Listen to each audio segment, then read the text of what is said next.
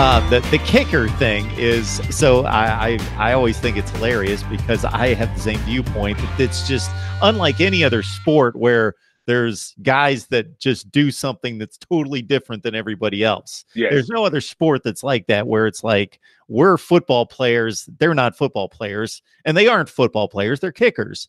And not so much at the college level, James, because of course they're important, but man, you get to the NFL, these guys are really important. You sit there, all you have to do is watch the red zone and watch the last 10 minutes of every NFL game at about 4 o'clock Eastern every Sunday, as I do, and you see like 2/3 of the games decided by these guys. That's why I hate them. Like, they don't have to do anything. They don't have to do anything. They don't practice. They just go over there, kick, and do these trick shots and soccer skill stuff and flips and drink all the juice while we're out there sweating and running and getting our brains beat in. And they have one job. You would think if all I had to do was practice one thing, I would be really good at it. But they all suck. Like, not all, but there's guys that just, they lack the clutch gene. And I learned that kickers aren't people my freshman year with our kicker, whatever his name was, some guy who missed important kicks. He never made a kick that mattered. We're playing Miami. We're busting our ass in the ESPN Classic game, and all we need is one kick. We got him in perfect position. It was like 30-yard field goal. It should be just, he goes wide right, and we missed it. Like, you had one job.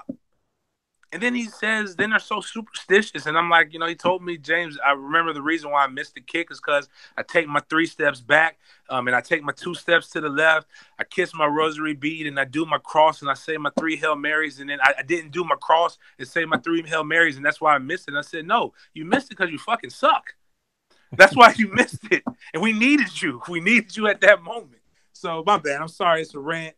No, that's fine. I love it. Sebastian Janikowski is an amazing person as a kicker, not off the field, but as a kicker, he's an amazing person. Oh, absolutely. The guy's still kicking. It's amazing. Kicking. I'm sure Graham Gano. I love Graham Gano, but other than that, there's the rest of the guys. 2 or 3 out of 1,000. The rest of them aggravate. But I hope this kid from Moultrie is really good. Yeah. So that's what we got going. So James, I tend to remember stuff, scores, stats for forever.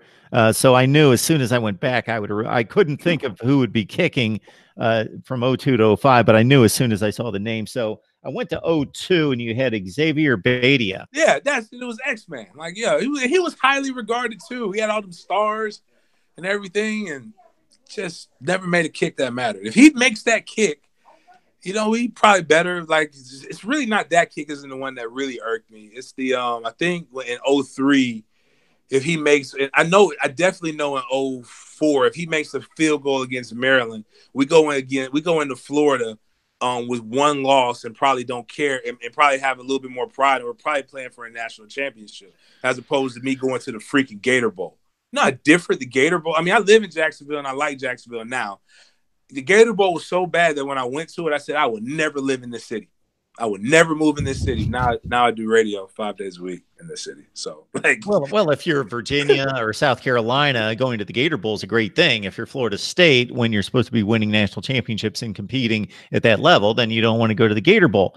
I'm looking at Badia here. He actually had his best year as a freshman, 13 out of 14. And again, I'm not putting it into context. You're laying down when they really mattered. So tons of these kicks didn't matter because you were winning 48-7, but 19 for 28, then he was 19 for 25, then he was 16 for 25. Actually, he actually got worse.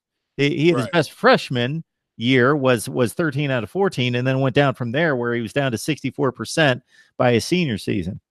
I think he got replaced by Gary Sismacia, a guy we call Weed, who was actually pretty decent. And then Graham Gano came after him, and Graham actually was a punter and a kicker.